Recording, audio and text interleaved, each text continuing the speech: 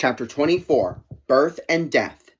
Queen Jadwiga's concern about Vytautas and the order, all thoughts but one, were crowded to the periphery of her mind.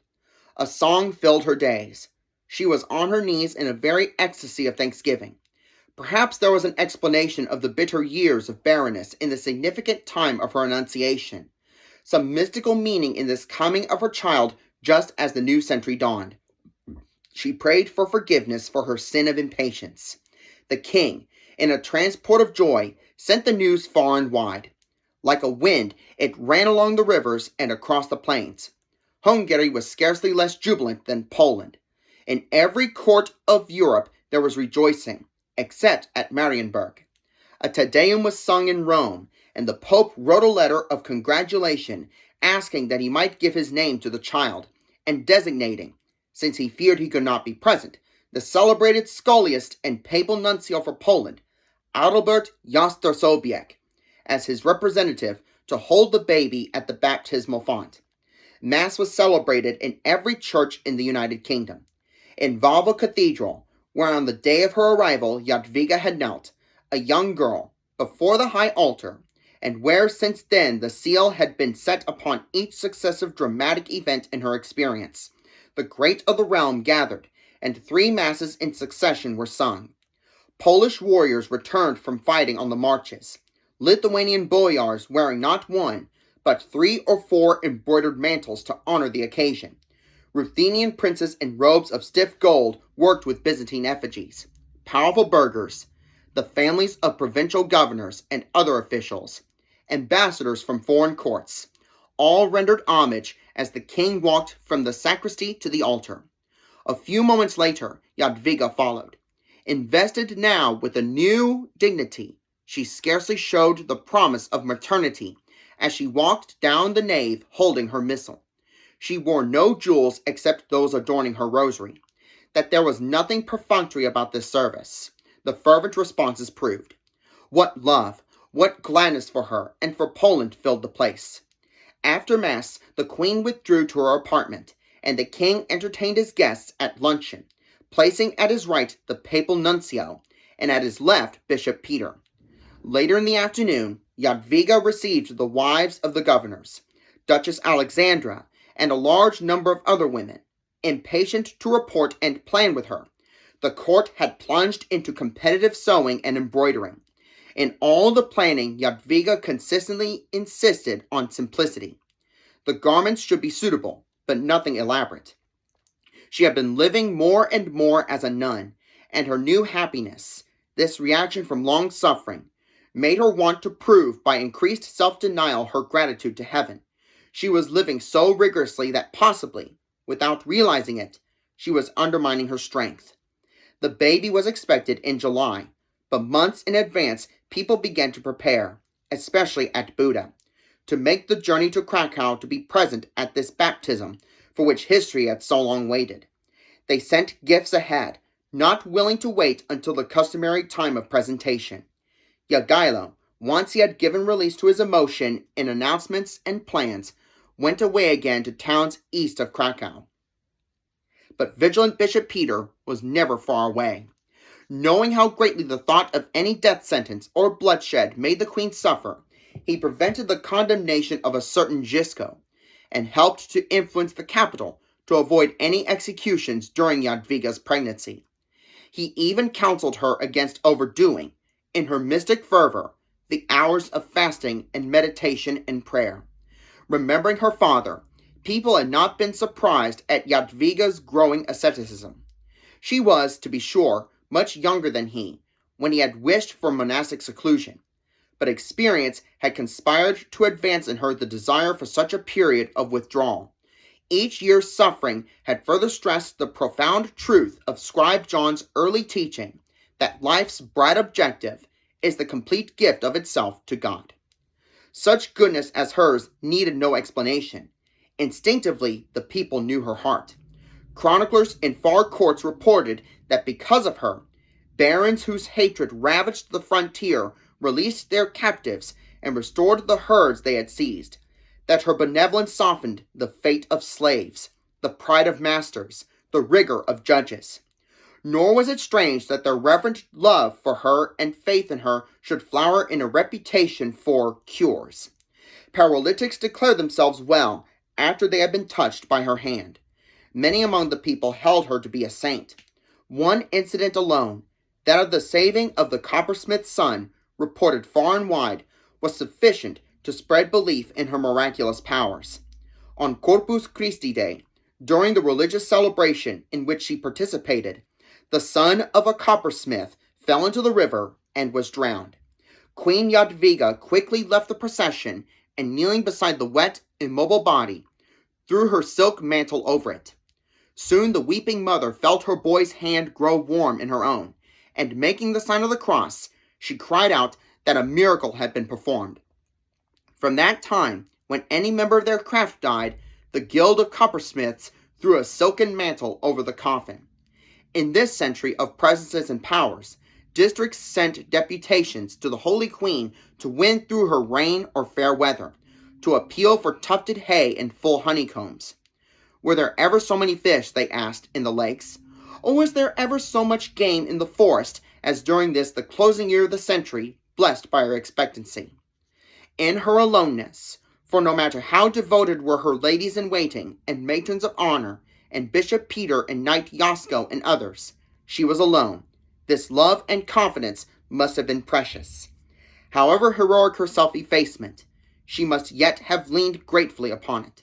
Now those who had formerly appealed to her and drawn comfort from her were rejoicing with her. From one border of the land to the other, they set their candles and flickering wicks before shrines. Already in early June, Krakow rumbled with visitors.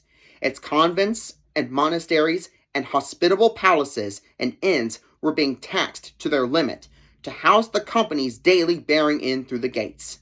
In the marketplace and at street corners, groups of warriors and gentlemen who had traveled far, monks and nuns from foundations, owing their existence to the Holy Queen's generosity, and chroniclers who would miss no preliminaries to the great event, exchanged bits of news from Wawel Castle.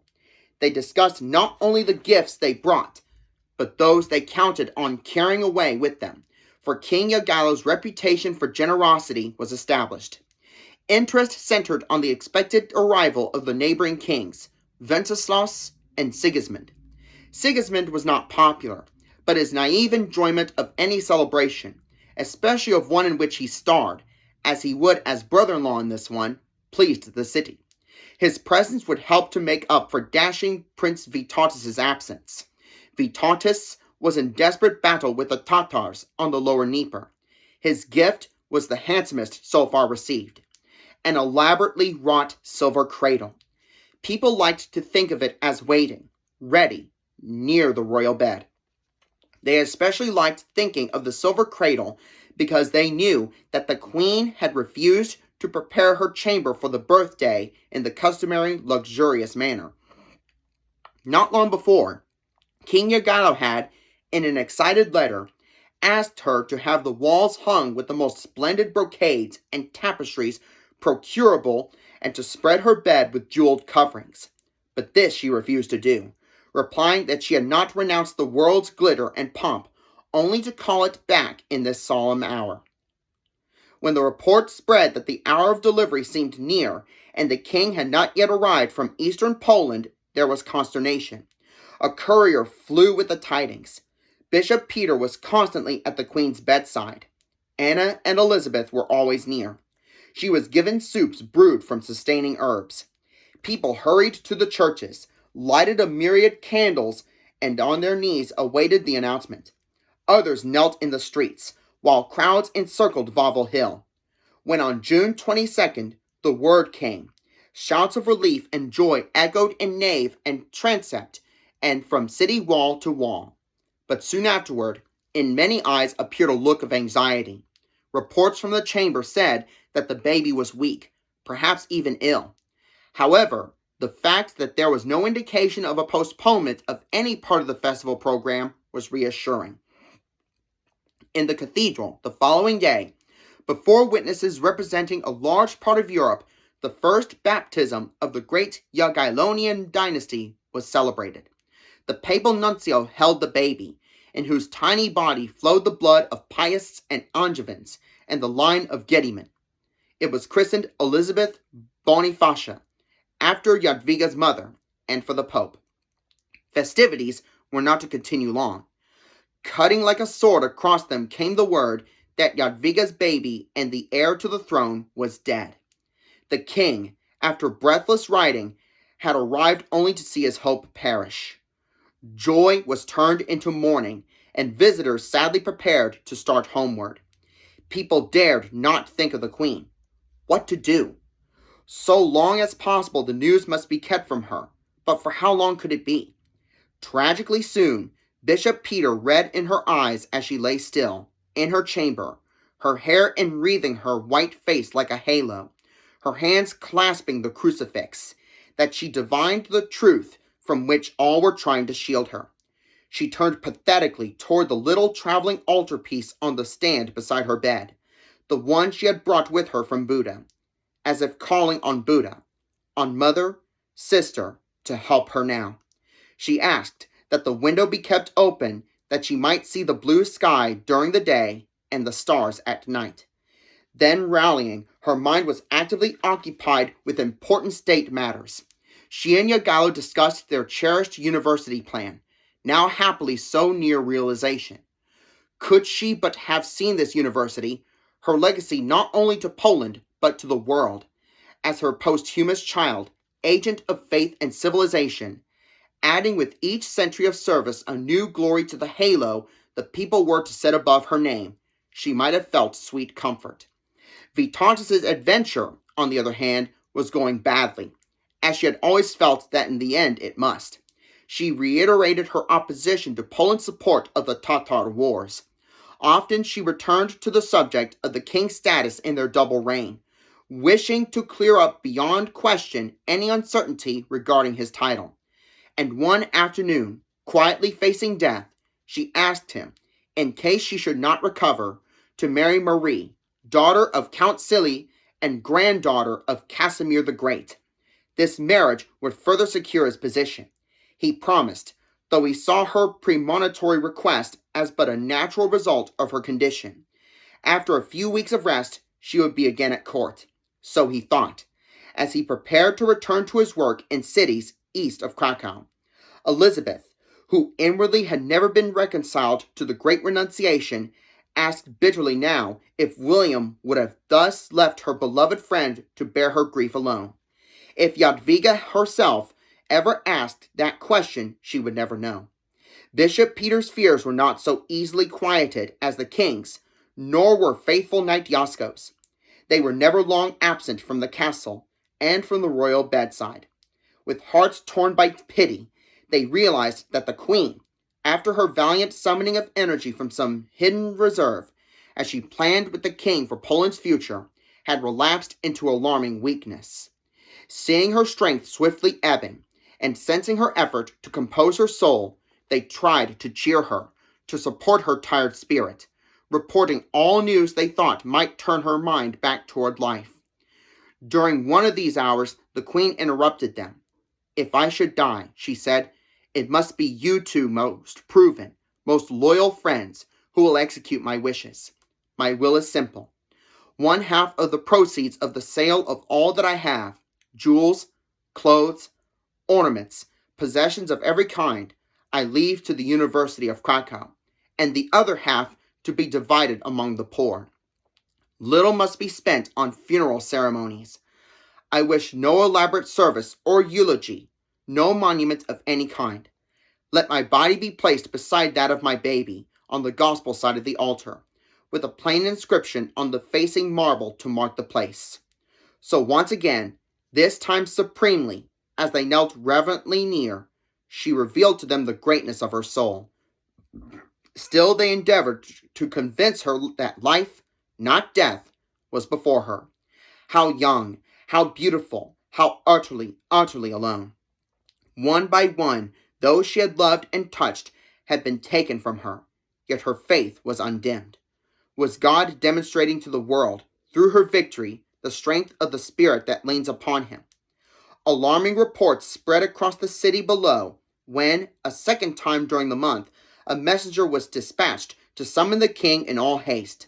The women of the court, who had watched the buoyant girl from Buddha grow to more radiant young womanhood, had held all along to the hope that one morning they would witness a return of that vitality. But now she had asked for extreme unction and was calling them one by one to bid them farewell. The papal nuncio and the highest members of the clergy and officials of the court gathered in the vaulted chamber, others in the corridor, and beyond them her cook, and those who had longest and most intimately served her. Anna and Elizabeth knelt at the foot of the bed, and Bishop Peter and Knight Yasko beside it. And as white-robed nuns held the lighted candles a little nearer, and the nuncio placed the crucifix more comfortably in the Queen's hands, the soft chanting of the prayers for the dying began, repeated below the hill, as the morning lengthened toward noon, by an entire city on its knees. Those who on entering the chamber were unable to control their sobbing found themselves suddenly comforted. So marvelous was the quietness and resignation in the beautiful pale face on the pillow. From it a light, as of white peace, seemed to illumine the room. Then about noontime, while the chanting continued, suddenly the Queen lifted her hand and smiled as if in farewell, and all knew that she had gone. They passed in procession to kneel and kiss the still hand on the coverlid. The black flag with the white skull and two crossed tibias was swiftly raised over the castle. The king saw it miles away, long before he galloped, dust covered, and with bitter realization now, through the gate and up the hillside, too late. On the day of her death, July 17th, 1399, the Wawel scribe wrote in a trembling hand the following words in its Latin calendar: "Today at noon died Jadwiga, Queen of Poland, unwearied creator of divine culture, protectress of the Church, administrator of justice, servant of all virtues, humble and beneficent mother of orphans, who in her time has had no equal of royal blood in the eyes of men in the whole world." The body lay in state 4 weeks while Poland mourned before it. In every court in Europe, including that of the order, a mass was said for the repose of the Holy Queen's soul. Then, on the 14th of August, in the last year of the century, after the royal pomp of the final funeral service and ovation, Jadwiga was buried, with her baby, in the simplest manner, as she had requested, on the gospel side of the altar. There they lie today, and not, as many believe, beneath the recumbent figure of the Queen, which now adds its loveliness to the ancient nave. Jogailo desired at once to erect such a monument, but respecting Jadwiga's wish, had only the simple record of her name and dates inscribed on the oblong of dark green marble sealing her burial place. Indeed, the king seemed to the end of his days to try to carry out Jadwiga's wishes. He did not die until he had passed 80, from a cold caught, it was said, in a forest while listening to a nightingale. After Jadwiga's death, William married, but he lived scarcely a half-dozen years longer than she. Every day brought further proof of Jadwiga's foresight and wisdom. Only a few days after her burial, Vytautas, after suffering disastrous defeat on the lower Dnieper, escaped from the bloodbath of Vorskla, saved by his swift horse. At the dedication of the university the following year, her spirit reigned, and at critical moments in its continuing struggle with the German knights, Jogailo seemed to be listening to her counsel. The day she foresaw arrived, when with Vytautas at Tannenberg in 1410, he broke their power. He married Marie, as she had asked, and was twice married afterwards, but it was her wedding ring which he wore to the end. Buried on Wawel Hill, yet what a living presence Jadwiga is in the country whose fate destiny placed in her brave young hands 500 years ago. Her people cleave to her, distilling from her ardent youth a golden quality which enriches their own, and from her years of wisdom and holiness an essence which vitalizes the very source of their national idealism. The evolution of her spirit is in itself a fascinating story, a story which will end only when Poland ends.